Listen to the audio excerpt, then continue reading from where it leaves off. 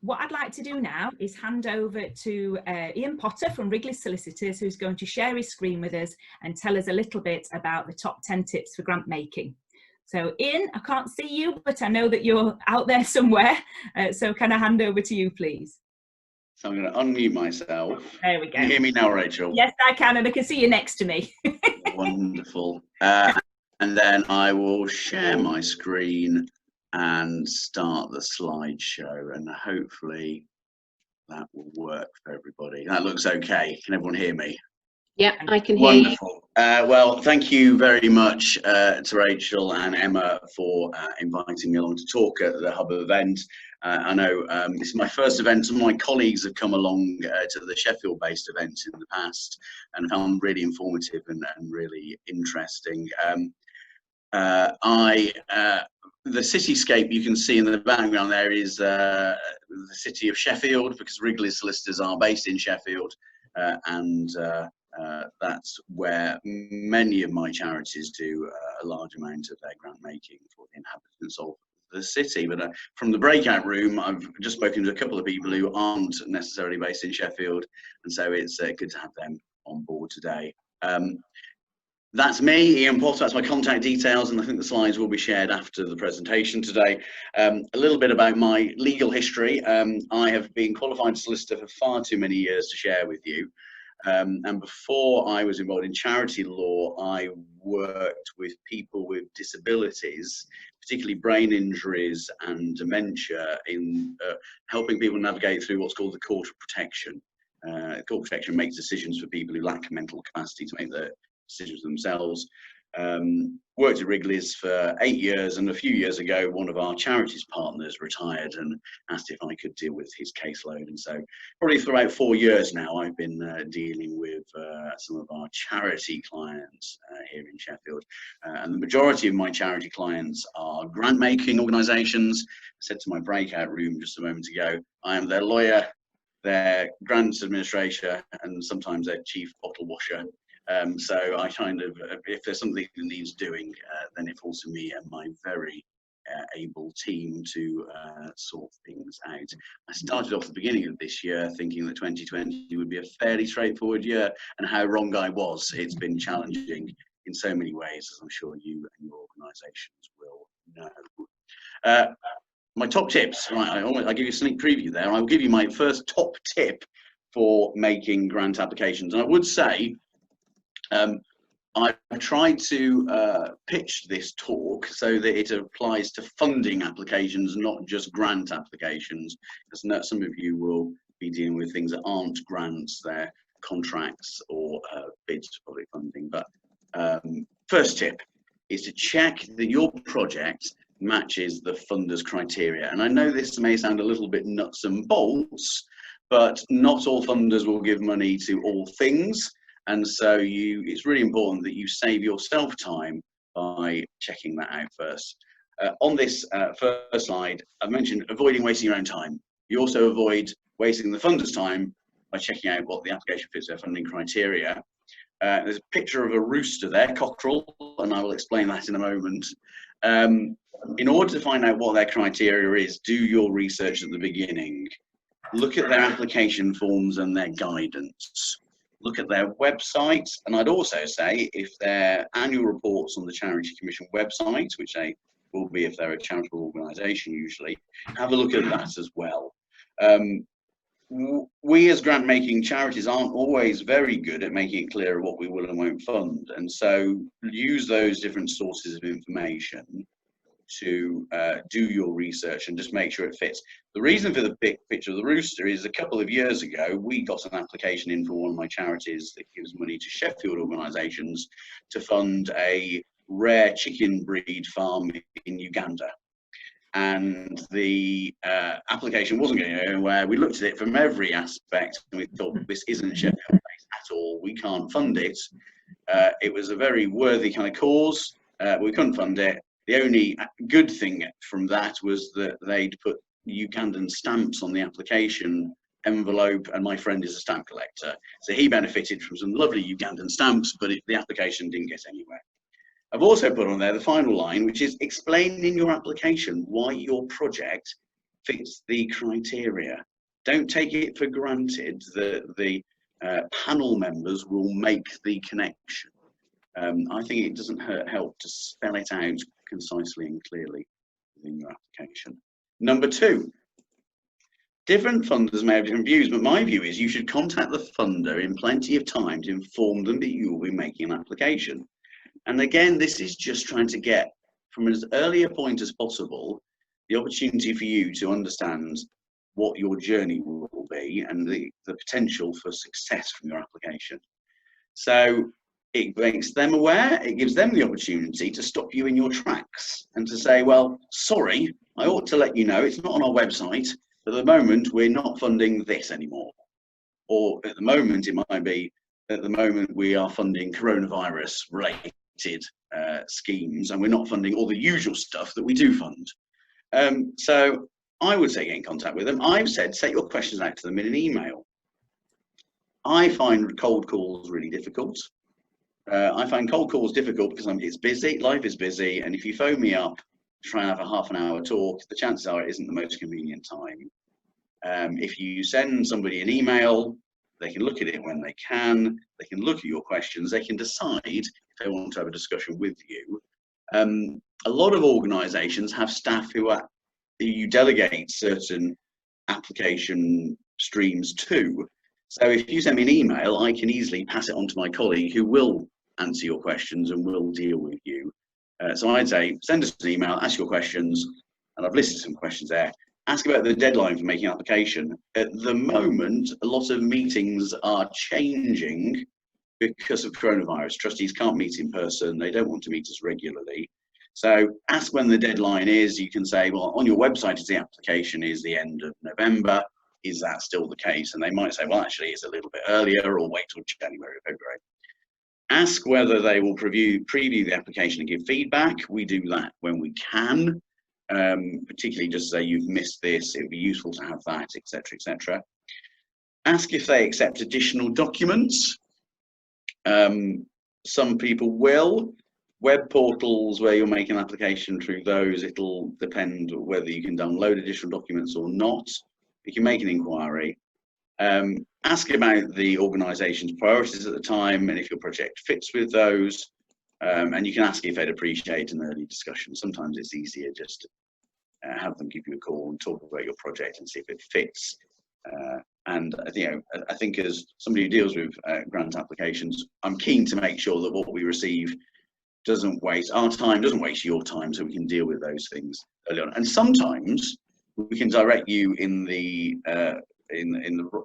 direction of somebody who does deal with your kind of application. We have a bit of local knowledge about who else could have your application. And sometimes we can say, put your application into us, but if you don't mind, we'll duplicate that application and send it on to another charity.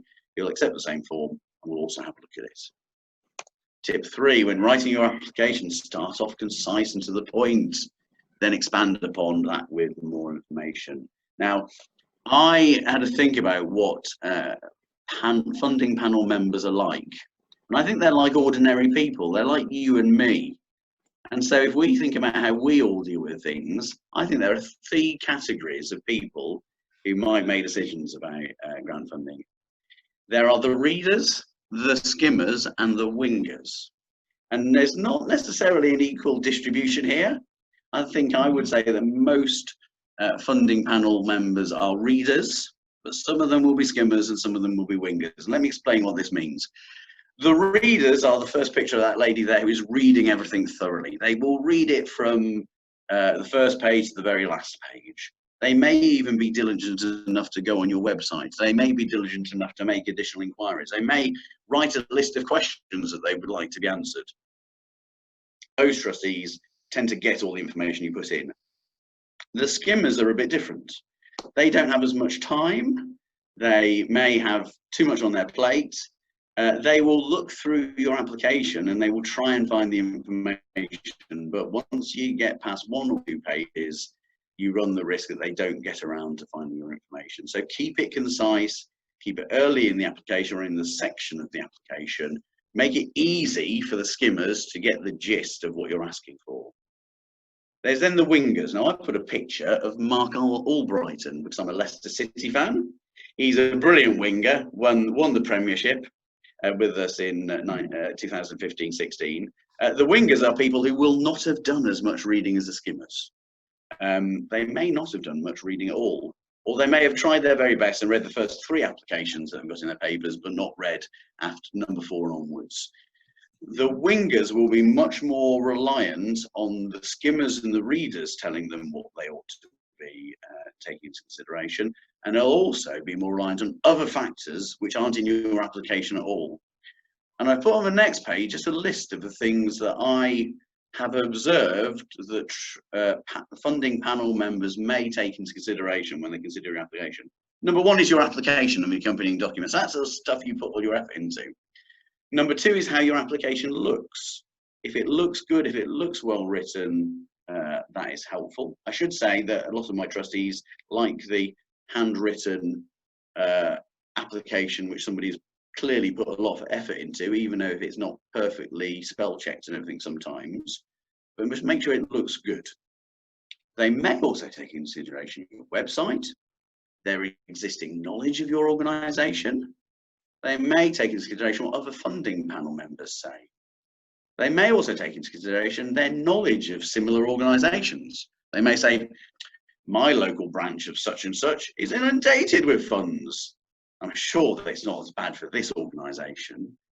They may look at things they've read in the press. They may look at things they've heard on the grapevine. Now, there's a lot there that might influence their decision. You can really only manage number 1 and number 2 and possibly number 3. So just make sure that number 1 is concise and clear and gets to the point, so that you're making as much of the opportunity of using that application form to get your message across. So try and aim to give the information that can be easily accessible by the readers, but also the skimmers and also by the wingers. And that way you might have more chance of success. Number 4, avoid too much information. I found that wonderful graphic online, which says blah, blah, blah, blah, blah. But let's go to the next slide. Doesn't it look a lot clearer if I get rid of all the blah, blah, blah, blah, blah, and just have a simple message? That is quite confusing. That is a lot easier to read. So this is a little cartoon I also found online of what it looks like when my son is talking to me about Minecraft. I glaze over and he's just going blah, blah, blah. And then I talk to him about he ought to be doing other things and not in front of Minecraft as often. And he glazes over and goes blah, listens to me just go blah, blah, blah. You can have too much information, stuff that you don't need to hear. And that's, I think, is true for grant applications. Your organisation might be wonderful. You might do lots of wonderful things, but don't try and explain too much, which clouds the application and makes it difficult for the funding decision makers to work out what your key messages are. So I've said there, don't give too much information they cannot find out what's relevant to their evaluation application. Also note that be careful when you cut and paste applications. My Sheffield-based charity's got an application a couple of years ago which says, we're really dedicated to providing services to people in the East Riding of Yorkshire. Well, we're in the South Riding of Yorkshire, so it's clear they cut and paste from another application, and it just looks a bit clumsy. You can include additional documents to help you to give a broader picture without clouding the application. So you might include the annual trustee reports and accounts. I think newsletters can be a really good way of just getting across a bit of a message about what your organisation does. And it might be stuff that's additional to your application, but it just gives a good illustration of the good stuff you do. And if your newsletters, like a lot of them I see, it's 2 or 3 pages. A project proposal document can also be good, something that just deals succinctly in a few pages with what your project is, and that might be something you've written up for yourself. So you can include those as supplemental documents if a grant application or body will accept those. Right, let's move on because there's a few more to do. Tip 5, do not just answer the questions in the application form, but do use the application form as much as you can. And by that I mean the application forms aren't always particularly well written for you to get your message across. So make sure in your application form or on the online portal you get across everything that you think is relevant to the application, not just the questions that it asks. make sure that you explain clearly why your project meets their funding criteria, and see if you can put in any additional documents that might explain your case better than simply filling in the application form. So my charities will accept these, and I often welcome them. A good covering letter, a separate proposal document or project specification is good. Copies of plans, particularly if it's a building project. Often that can get across quite much more clearly what the building project is. Copies of authorities, confirmations of funding. They can just give people reassurance that those things are true. It's not just you saying it in an application form. And letters from supporters. I had an application a couple of years ago from an organisation which had got the local primary school to all write letters to say, will you please fund this? And I was a little bit torn as to whether it was cringeworthy or whether it was really nice, but my trustees absolutely loved it. And it was certainly discussed as part of their decision to agree some funding. So I think letters from supporters, sometimes references which are asked for specifically, can be really valuable. Tip 6, explain why your project is charitable. Now, there was a few questions that were put in the preparation for this meeting about charities and why you need to show that you're charitable, and also exempt charities. So I'll come on to those in a minute. This is mostly relevant if you're applying to a charity as the funder, or if the funder is saying they want to support specifically charities or charitable organisations. So I said, give a concise description of the project you're asking funding for and make clear why it is charitable. The Charities Act 2011 sets out 13 charitable purposes, and I've set those out in the slides. You can hang your description on one of these: the advancement of poverty, education, religion, health and saving lives, etc., etc. And on the next one, you've got animal welfare. You've got number 10, I think, is a useful one for a lot of organisations. Those in need because of youth ill health, age ill health, disability, etc., etc. So it's useful, I think, to make a reference to why your project is charitable, even if you're a charity. If you're not a charity, it's even more important. There's Charity Commission advice to making grants to non-charities, and essentially it puts grant makers or funders under a greater degree of obligation to do their due diligence, to check you out and to make sure that what you're doing is charitable, even though for whatever reason you're not a registered charity. And it also gives grant makers really more obligations to make sure they get reporting back from you to make sure that what you have done with the money has been what you would say, and that it has been charitable. And that's partly because you're not a regulated organisation. So you don't have to be a charity necessarily to make applications, although some charities will say you have to be a charity which is registered with the Charity Commission. There is a list of exempt charities: universities, cathedrals, certain large museums and organisations. That's really because those organisations are regulated by another regulator, and so Charity Commission hasn't had them underneath their wing. If you're an exempt charity, explain that and explain what you do or what you're proposing to do is charitable. And similarly for individuals, I mean, grants to individuals, you don't expect an individual applying for a grant to be a charity, but it's worth in an application just to make clear what the grant is for and how it's charitable. Cartoon there says, I understand where you're coming from, but I don't think government will recognise your brother-in-law as a charity. If you look, I think sometimes number 10 can be used for individual applications, as numbers 1, 2, sometimes 3, 4, etc. So just explain why you are charitable. Number 7, explain your coronavirus situation. At the moment, it's hot on everybody's lips, and who knows what the Prime Minister will announce today, but it is affecting everybody. Bit of a note on what it's doing for funding bodies, from my experience. Some funding bodies are prioritising projects that address a need that arises due to coronavirus. A lot of them are also prioritising organisations who are finding their financial circumstances challenging because of coronavirus. After that, a few things that may not be publicised or shared as much. A lot of them are finding their own financial circumstances challenging. Property income is down for a lot of people. Financial investment income is down. If grant funders run charity shops or have fundraising events, they're not getting as much money in this year, possibly.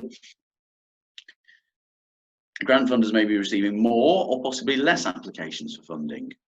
I say less because volunteers aren't as active as they have been, especially in the early part of this year. And a lot of organisations are giving up on the big capital projects that they were planning because they know they can't fundraise themselves.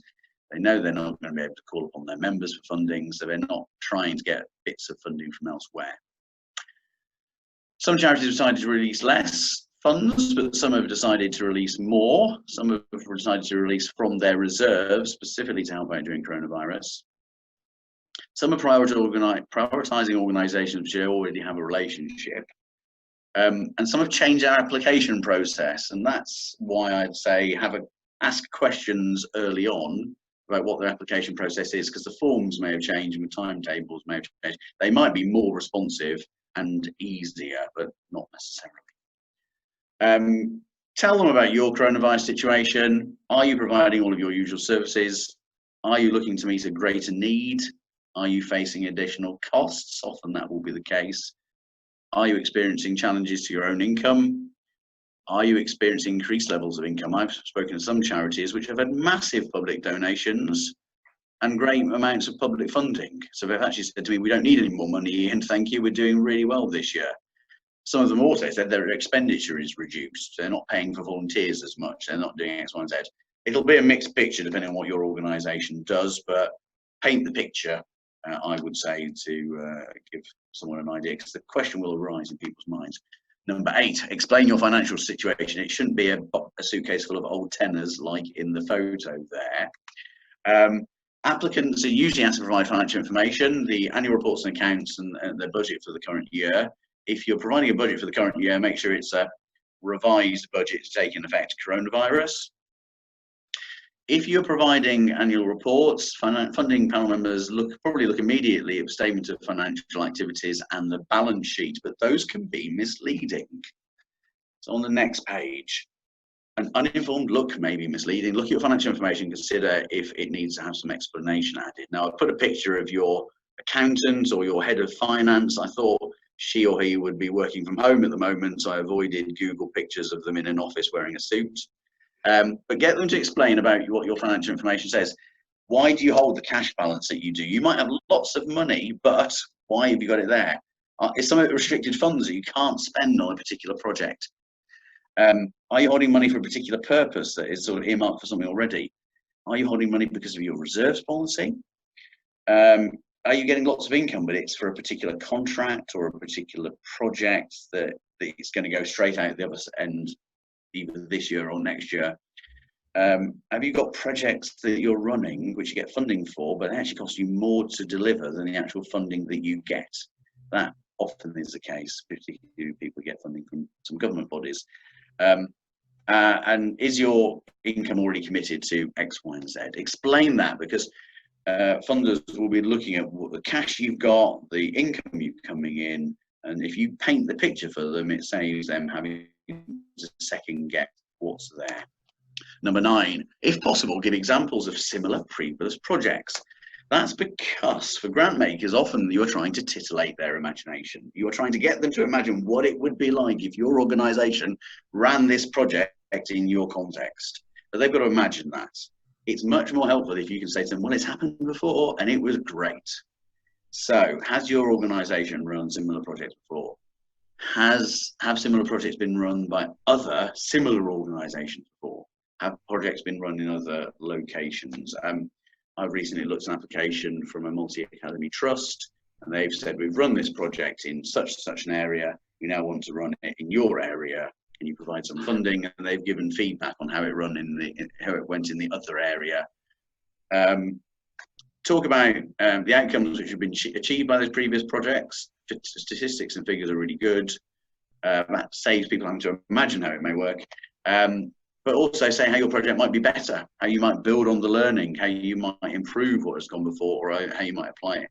to your context. That saves them having to imagine how it might go.